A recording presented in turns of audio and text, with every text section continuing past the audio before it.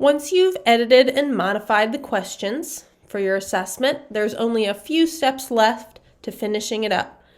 The first one, if you would like to add any documents to your assessment, you can do so here by clicking Add Documents.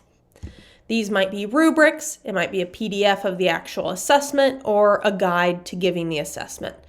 These will be able to be accessed by other users or teachers as they work with this assessment. The second final step is to decide on your overall proficiency method. If you're familiar with Forefront, you're familiar with how proficiency is shown for different students. And this is important to do correctly so you get the proficiencies that you want.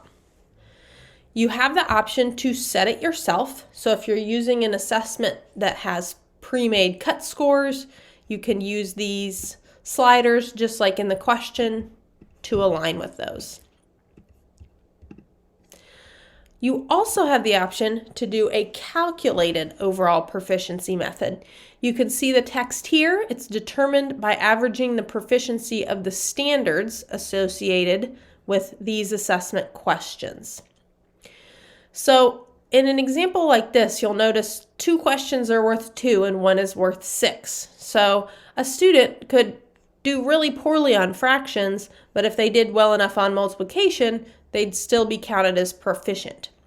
In a test like this, where the value of the questions is so different, I would use calculated because that's giving me a clearer idea of the student's actual proficiency and isn't clouded by a question that's worth way more. If the questions are worth equal points, using the bands method would still be accurate.